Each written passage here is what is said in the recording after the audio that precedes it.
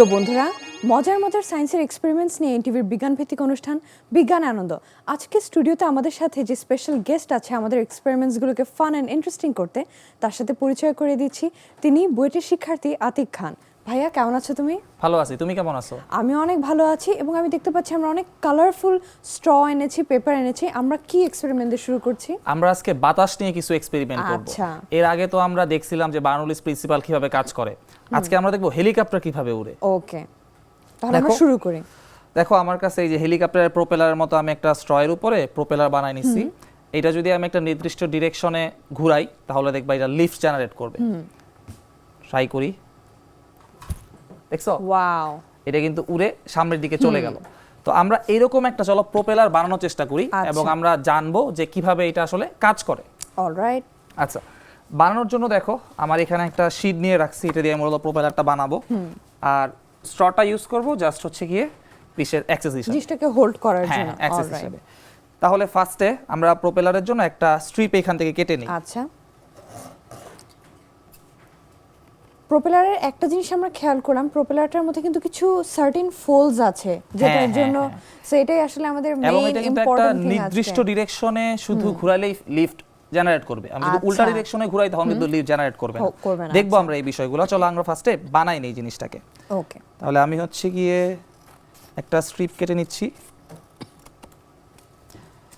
এই যে আমি একটা স্ট্রিপ এখান থেকে কেটে নিচ্ছি। এইবার এই স্ট্রিপটাকে আমি ফোল্ড করে নিলাম, ফোল্ড করে নিলাম। এইখানটাতে আমি হচ্ছে আমার অ্যাক্সেসটা বসাবো বা স্ট্রটা বসাবো।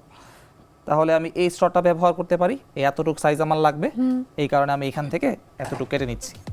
আচ্ছা,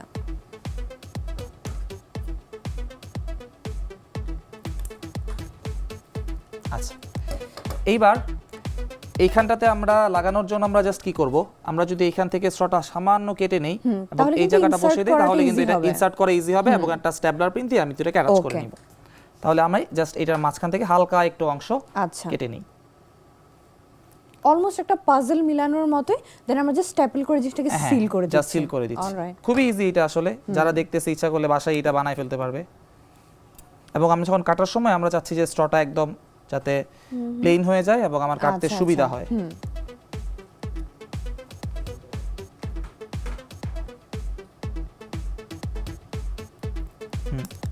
হালকা করে আমি কেটে নিয়েছি।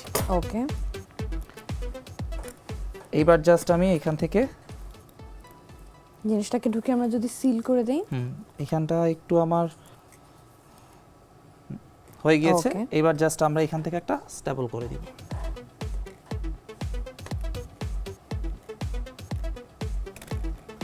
স্ট্যাপলারের উপর একদম পিন পয়েন্ট মতো বসিয়ে নিয়েছি। মোটামুটি আমাদেরটা এখানে অ্যাটাচ হয়েছে। আচ্ছা, এইবার জাস্ট আমরা ওই কার্ভটা দেওয়ার জন্য এই অংশটাকে হালকা একটু বাঁকা করে এইভাবে ফোল্ড করলাম। আর এই অংশটাকে আমি অপোজিট দিকে ফোল্ড করে নিই। আচ্ছা, সো একটা যদি আমরা লেফটে দিচ্ছি আর একটা আমরা রাইটের দিকে ফোল্ড করে নিচ্ছি। এই মোটামুটি আমার লিফট জেনারেট করার মতো কিন্তু স্ট্রটা হয়ে গেছে। এখন জাস্ট আমরা যদি এটাকে রোটেট করি আমরা দেখব এটা বেশ খানিকটা সময় হাওয়ায় ভেসে থাকবে। চলো আমরা একবার তাহলে ট্রাই করি, দেখি এটা কতটুকু উঠতেছে। ওকে, দেখছো এটা কিন্তু বেশ খানিকটা লাফ দিয়ে উপর দিকে উঠে গেল। আবার চলো ট্রাই করি। ওয়াও, দেখছো এটা কিন্তু বেশ খানিকটা উপর দিকে। এবং আমরা কিন্তু দেখলাম এটা কিন্তু একটা রোটেশন দিয়ে উপরে উঠে দেন নিচে পড়ে গেল। হ্যাঁ হ্যাঁ, তাহলে এটা রোটেটটা কিভাবে করতেছে এবং কিভাবে লিফটটা জেনারেট হইতেছে চলো এটা একটু আমরা দেখি। ওকে, দেখো এইখানটাতে আমার একটা ফ্ল্যাপস, এই পাখাটা যদি আমরা দেখি, এই পাখাটা দেখো উপরের দিকে টিল্ট করে আছে, তাই না?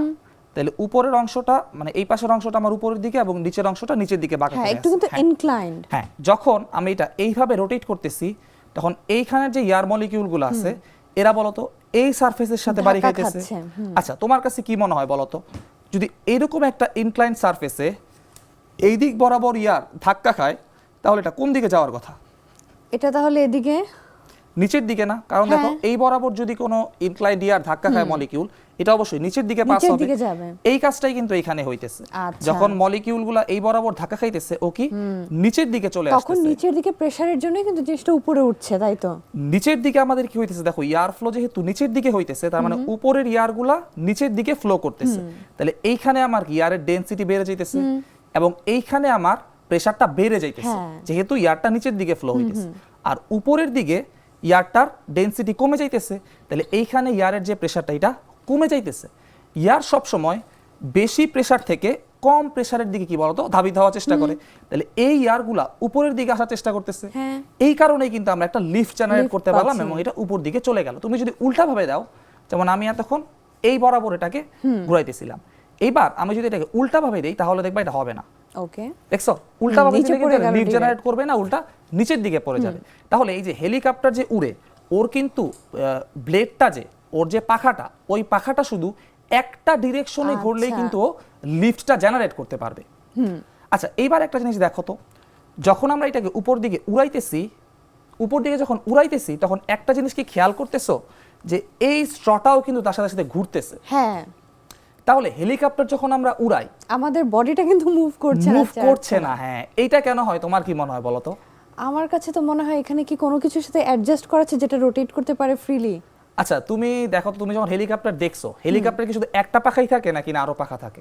তিনটা পাখা থাকে না, উপরে তো একটা তিনটা পাখা থাকে বা তিন চারটা পাখা থাকে। এইটা ছাড়া কি অন্য কোথাও হেলিকপ্টারের পাখা থাকে? না। তুমি হয়তো বা খেয়াল করো না, হেলিকপ্টারে কিন্তু পিসের সাইডে দেখবে একটা ছোট পাখা থাকে, তাই না?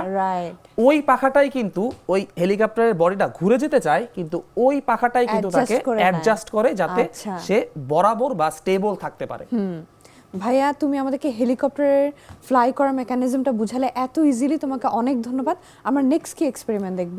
আচ্ছা, নেক্সট দেখো, আমরা এখানে একটা স্ট্র দিয়ে খুব সুন্দর একটা এখানে আমরা ফ্যান বানানোর চেষ্টা করছি। আমরা যদি এখানে এটাতে ফ্লো করাই তাহলে দেখবে এটা রোটেট করবে। অলরাইট, দেখলা এই জিনিসটা আমরা বানানোর চেষ্টা করব। এইটাও কিন্তু ইয়ারের সাহায্যে মেকানিজমটাই হচ্ছে, আমরা আগে বানাই তারপরে আমরা পুরোটা ইনশাআল্লাহ এক্সপ্লেইন করার চেষ্টা করব। আচ্ছা, তাহলে এইটা বানানোর জন্য আমাদের কি কি প্রয়োজন হবে?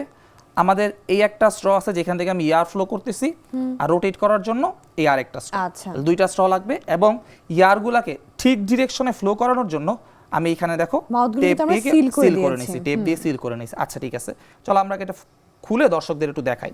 ওকে। আচ্ছা, এইটা হচ্ছে আমাদের যেটা দিয়ে আমরা ফু দেই ওই স্ট্রটা। ওই স্ট্রটা দেখো জাস্ট এই পয়েন্টটাতে আমি কেটে নিছি, কিন্তু পিসের পয়েন্টে কিন্তু কোনো কাটা দাগ নাই, জাস্ট একটা পয়েন্টে কাটা আছে। কেন আছে আমি বলবো। এবং এই স্ট্রটা দেখো, এটা হচ্ছে যেটা আমার ঘুরে, এই স্ট্রটার দুইটা পাশে কিন্তু কাটা আছে, তাই না? তাহলে চলো আগে ফার্স্টে আমরা এই স্ট্রটা বানানোর চেষ্টা করি। অলরাইট, আমি একটা পিঙ্ক স্ট্র নিয়ে নিতেছি। পিঙ্ক স্ট্রটা আমি এখান থেকে কেটে নিলাম। আমাদের যে স্ট্রটা রোটেট করবে সেটা কিন্তু যে স্ট্রটা হোল্ড করছে সেটা থেকে সাইজে ছোট। ছোট। আচ্ছা, একটু বড় রাখলেও সমস্যা নেই, দুটো সমান রাখলেও ঘুরবে, আসলে সমস্যা নেই। আচ্ছা আচ্ছা, এইবার হচ্ছে আমরা এই জায়গাটা হচ্ছে কি আমার কেটে নিতে হবে, তাই না? আচ্ছা, দেখো এটা আমি কিভাবে করতেছি। আমি হচ্ছে কি এটাকেও 50% মতো ভাগ করে দিলাম, ফোল্ড করে নিচ্ছি। হ্যাঁ, এইবার জাস্ট আমি এই অংশটা হালকা কাটবো এবং এই অংশটা হালকা কাটবো, তাহলে কিন্তু আমাদের এই ভি শেপটা তৈরি হয়ে যাবে।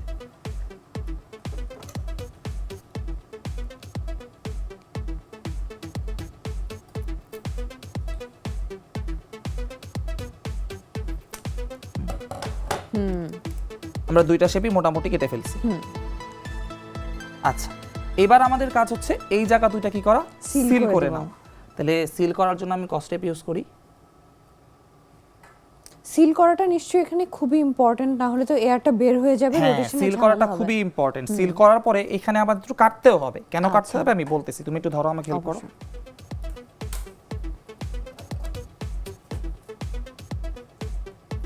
ওকে,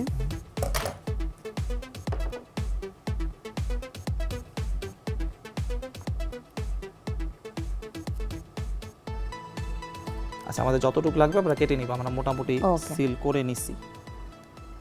যতটুকু বাড়তি অংশ আছে অতটুকু চাইলে আমরা কেটে ফেলতে পারি, সমস্যা নেই। আমরা ওই পাশটাও সিল করে নিই। আচ্ছা,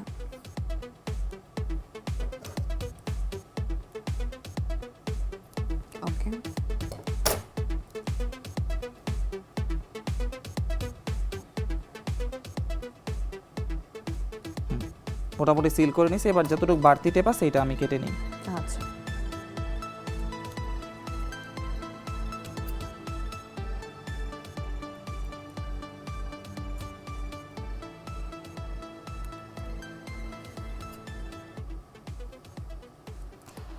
আচ্ছা, এইটা আমাদের গেল। এইবার দেখো আমরা যখন এইটাকে আমরা রোটেট করাইতে চাই, তাই না? আচ্ছা, তাহলে এটা কখন রোটেট হবে? যদি আমি এটাকে ইউজ করি, দেখো এটা হচ্ছে আমি এর মধ্যে ভিতরে ইনসার্ট করে নিচ্ছি। হ্যাঁ, ইনসার্ট করে নিতেছি। দেখো এইটা কখন রোটেট হবে, দেখো এইটা কিন্তু আমার এই ভিতরের যে আমার গ্রিন স্ট্রটা আছে এটা কিন্তু একটা পাশ আমার ফাঁকা দেওয়া আছে। তাহলে আমি যখন এই দিক দিয়ে এয়ারটা ফ্লো করব, এয়ারটা এর ভিতর দিয়ে এইদিকে ফ্লো হবে, তাই না?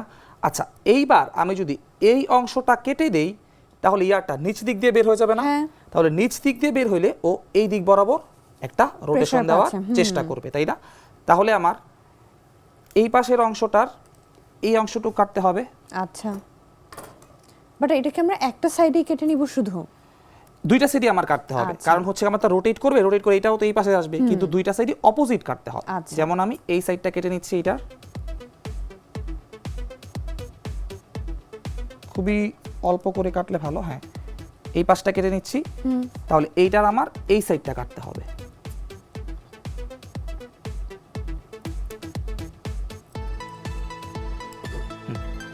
তাহলে এইটার আমি একটা সাইড কাটলাম এবং এইটার আমি আরেকটা সাইড কেটে নিলাম। এইবার আমার এই যে আমার যে অ্যাক্সেসটা যেটাকে কেন্দ্র করে ঘুরবে এইটা বানানোর পালা।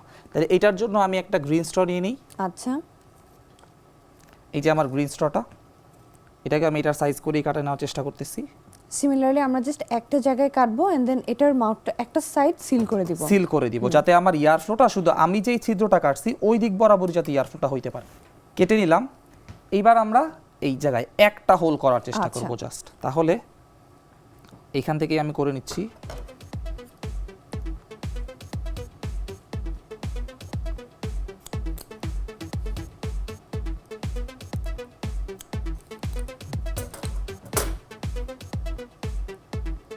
মোটামুটি আমি এখানে কেটে ফেলছি, মোটামুটি এখানে এয়ার ফ্লো হবে। হ্যাঁ, এয়ার ফ্লো মোটামুটি হবে। এবার আমি এই জায়গাটা কি করব? সিল করে নিব।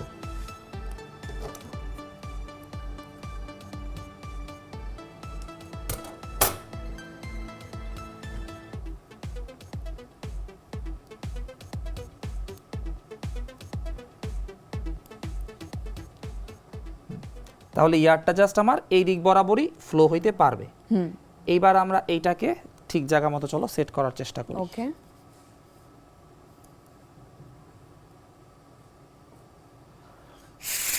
ওয়াও।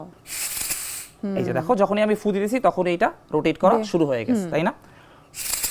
এবং এই জায়গাটার মধ্যে যেটা খেয়াল রাখতে হবে যে এই যে আমরা যখন এই কোণাগুলা কাটতেছি এই কোণাগুলা যাতে অবশ্যই একদম ঠিক জায়গা মতো কাটে এবং এই জায়গাগুলো যাতে অপোজিট ডিরেকশনে এবং যাতে বেশি বড় না হয়ে যায়। দেখো আমার এখানে একটু বেশি বড় হয়ে গেছে দেখে এটা বারবার সামনের দিকে চলে যাচ্ছে। আচ্ছা, এই যে তাহলে এইভাবেই আমরা কিন্তু একটা ঘুরে এরকম স্ট্র মেক করে ফেললাম। ফার্স্টে আমরা দেখলাম হেলিকপ্টার কিভাবে উড়ে এবং আমরা একটা ছোট টয়ও কিন্তু বানানোর চেষ্টা করলাম। সিম্পল এয়ার মুভমেন্ট দিয়ে হচ্ছে তুমি আমাদেরকে কিভাবে হেলিকপ্টারের প্রপেলার মুভ করে দেখালে। টিন ফয়েল, পিভিসি পাইপ, আমার অনেকটা মনে পড়লো আমরা ক্লাস 9-10 এ যখন স্ট্যাটিক ইলেকট্রিসিটি নিয়ে পড়তাম।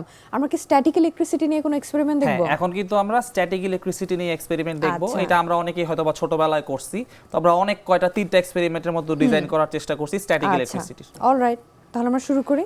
চলো, ওই যে আমাদের সবসময় বইয়ে লেখা থাকে পিভিসি পাইপ আর এই যে উলের কাপড়, এটা আমি দিয়ে নিছি। তাহলে এইখানে যখন আমি পিভিসি পাইপের সাথে উলের কাপড়টা ঘষবো তখন আমার এইখানে নেগেটিভ চার্জ তৈরি হবে।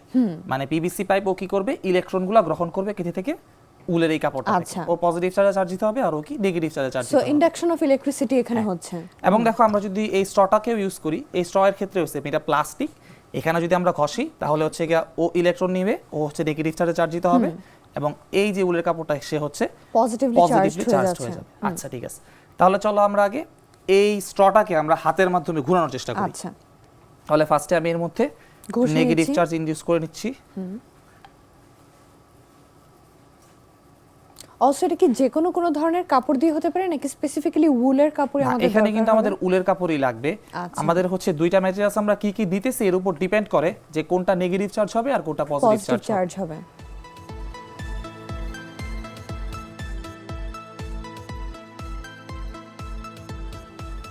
এই যে দেখো আমরা কিন্তু দেখছি কিন্তু কোনো খুব টাচ ছাড়াই কিন্তু জিনিসটা easily ম্যাজিকের কিন্তু মতো এটা ঘুরাইতে রোটেট পারতেছি, হচ্ছে। হ্যাঁ। আচ্ছা চলো আমরা এইবার পিভিসি পাইপটা দিয়ে দেখি ঘোরানো যায় নাকি। আচ্ছা, পিভিসি পাইপটাকে আমি ঘুরে ভালো করে চার্জ সো আমরা করে ফার্স্টে নিচ্ছি। স্ট্রকে ইনডিউস করে নিলাম, এখন আমরা পিভিসি PVC পাইপকে পাইপটাকে ইনডিউস induce করে করে রোটেট করছি। আচ্ছা, এই দেখো পিভিসি পাইপ দিয়ে কিন্তু খুব সুন্দর ঘুরছে, তাই না? এইখানে যদি আমাদের মানে আর্দ্রতা বেশি থাকে রুমের মধ্যে তখন কিন্তু এই চার্জটা বেশিক্ষণ থাকে না, কারণ হচ্ছে আচ্ছা। জলীয় বাষ্পের অনেক মলিকিউল থাকে তো। ময়েশ্চার কিন্তু যখন অ্যাবজর্ব করে ফেলছে। এখানে মূলত শীতকাল এখন, এই কারণে কিন্তু ভালোই মোটামুটি আমরা এক্সপেরিমেন্টটা দেখতে পারলাম। ভাই আমরা ইন্ডাকশনের জন্য অ্যাট্রাকশন রিপালশন দেখলাম, আমরা কি অ্যালুমিনিয়াম ফয়েল দিয়ে কোনো এক্সপেরিমেন্ট দেখব? হ্যাঁ দেখো অ্যালুমিনিয়াম ফয়েলগুলো আমি এখানে কেটে রাখছি, এরা কিন্তু নিউট্রাল। আচ্ছা। এখন আমরা দেখব যে এই পিভিসি পাইপটা যদি আমি এর আশেপাশ দিয়ে নিই তাহলে কি রিঅ্যাকশন দিচ্ছে, এটা আচ্ছা। চলো আমরা দেখি। ফার্স্টে আমি আবার পিভিসি পাইপটাকে ইলেকট্রিক্যালি চার্জ করে নিচ্ছি। আচ্ছা, দেখো যখনই আমি এদের সামনে দিয়ে নিচ্ছি এরা সবাই কিন্তু অ্যাট্রাক্ট হয়ে কিন্তু পিভিসির attract গায়ে লেগে করতেছে। গিয়েছে। হ্যাঁ, কিন্তু একটা কথা বলো তো, ওদের মধ্যে কি কোনো চার্জ আছিল? না, ওরা তো চার্জ নিউট্রাল ছিল। হ্যাঁ, ওরা কিন্তু নিউট্রাল ছিল, কিন্তু তাও দেখো এরকম হইতেছে। চলো আবার একটু ট্রাই করি। অলরাইট, দেখছো? আমরা কিন্তু একটা মুভমেন্ট দেখতে পাচ্ছি। হ্যাঁ, কেন এরকম হলো বলো তো? কারণ হচ্ছে আমরা যখন পিভিসি পাইপটা এদের উপরে নিয়ে গেছি, আমাদের পিভিসি পাইপটা নেগেটিভলি চার্জ, তাই না? তো নেগেটিভলি চার্জ হওয়ার কারণে এই যে অ্যালুমিনিয়াম ফয়েলের যে কাগজগুলো ছোট ছোট, এর মধ্যে আমাদের কি হইলো যে এক প্রান্তে পজিটিভ চার্জগুলো ইনডিউসড হইলো আচ্ছা। এবং অন্য প্রান্তে নেগেটিভ চার্জগুলো চলে গেল। এটা কিন্তু টোটাল নিউট্রাল। তাও এক প্রান্তে যেহেতু পজিটিভ চার্জ চলে গেছে এবং এক প্রান্তে যেহেতু নেগেটিভ চার্জ চলে গেছে, যখনই আমি নেগেটিভ চার্জটাকে সামনের দিকে নিয়ে আসছি তখন এই যে পজিটিভ প্রান্তটা নেগেটিভ প্রান্তকে অ্যাট্রাক্ট করতেছে এবং উপর আটকে দিকে গেছে। চলে আসতেছে, তাই না? তাহলে নিউট্রাল বস্তুর ক্ষেত্রে যখন আমরা কোনো একটা চার্জ এলিমেন্ট এর উপর দিয়ে নিয়ে যাব তখন কিন্তু চার্জটা ইনডিউসড হয় বা আবেশের কারণে অপোজিট প্রান্তে একটা নিউট্রাল প্রান্তের মধ্যে আমার কি পজিটিভ চার্জ তৈরি হইতেছে, যেহেতু আমি নেগেটিভ চার্জকে নিয়ে যেতেছি। দ্যাট মিনস এটার জন্য কিন্তু অনেক ডেঞ্জারাস অ্যাক্সিডেন্টসও হতে পারে, বিকজ আমি যদি আনঅ্যাওয়্যার ভাবে কোনো চার্জ পার্টিকেল একটা নিউট্রাল বডির কাছে নিয়ে যাই, এরকম যদি কোনো কিছু পুল করে নিয়ে যায় সেটা কিন্তু একটা বড় ধরনের অ্যাক্সিডেন্ট হতে পারে। হ্যাঁ, এটার কিন্তু খুব ভালো একটা এক্সাম্পল আছে। যেমন আমরা যখন ড্রোন উড়াই তখন কিন্তু ড্রোনগুলা যখন আমাদের দেখবা বড় হাই ভোল্টেজ তারের মধ্য দিয়ে যায়, আশেপাশ দিয়ে যায়, ওই ড্রোনটাকে কিন্তু ওই হাই ভোল্টেজ তারটা টান দিয়ে ওই দিকে দিয়ে চলে আচ্ছা। আসে, তাই না? কারণ কি ওইখান থেকে অনেক হাই ইলেকট্রিসিটি ফ্লো হইতেছে, চার্জের ফ্লো অনেক রয়েছে এবং এইখান থেকে আমাদের ম্যাগনেটিক ফিল্ডও তৈরি হয়। আচ্ছা। ওই ম্যাগনেটিক ফিল্ডের কারণে যেহেতু ড্রোনগুলো নরমালি মেটালের তৈরি হয়, ওই কিন্তু দেখবা এই লাইনগুলো Attract করে টেনে নিয়ে সামনের যাচ্ছে। দিকে নিয়ে যায় এবং একটা অ্যাক্সিডেন্ট হয়ে যায়। তাহলে ড্রোন আচ্ছা। উড়ানোর সময় আমাদের খুবই কিন্তু লক্ষ্য Careful রাখতে হয় থাকতে হবে। যে আশেপাশে কোনো যে হাই ভোল্টেজের কোনো তার আছে নাকি। তার আছে কিনা।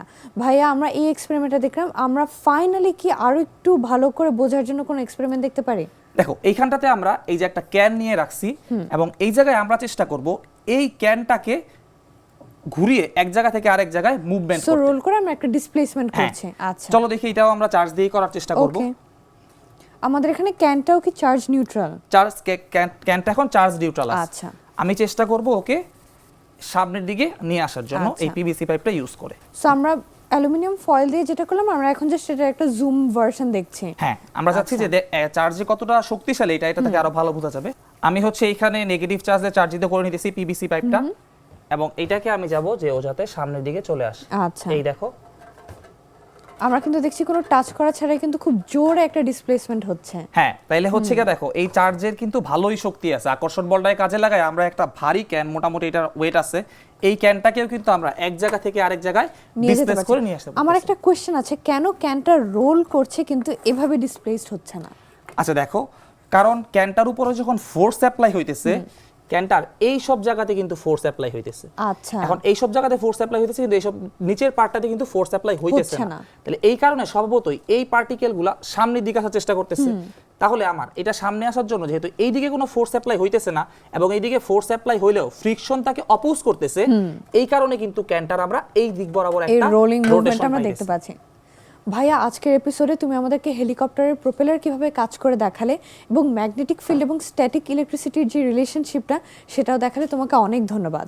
তোমাকেও ধন্যবাদ। আজকে কিন্তু আমরা বেশ কয়েকটা সায়েন্সের মজার মজার জিনিস জানতে পারছি, এবং এই বিষয়গুলো জানার মাধ্যমে যদি আমরা সায়েন্স শিখি তাহলে সায়েন্সকে আমাদের আর কখনোই বোরিং মনে হবে না। ভাইয়া, আমরা অনুষ্ঠানের একদম শেষ পর্যায়ে চলে এসেছি, আমরা তাহলে আজকে বন্ধুদের কাছ থেকে বিদায় নিয়ে নেই। ঠিক আছে। প্রিয় বন্ধুরা, এই ছিল আমাদের আজকের আয়োজন। তোমরা যদি আমাদের কোনো এক্সপেরিমেন্ট মিস করে থাকো বা রিওয়াচ করতে চাও, এগুলো কিন্তু এনটিভির ইউটিউব চ্যানেল এনটিভি শোজে অ্যাভেলেবল। তোমরা ভালো থেকো, সুস্থ থেকো এবং এনটিভির সাথেই থেকো। ধন্যবাদ।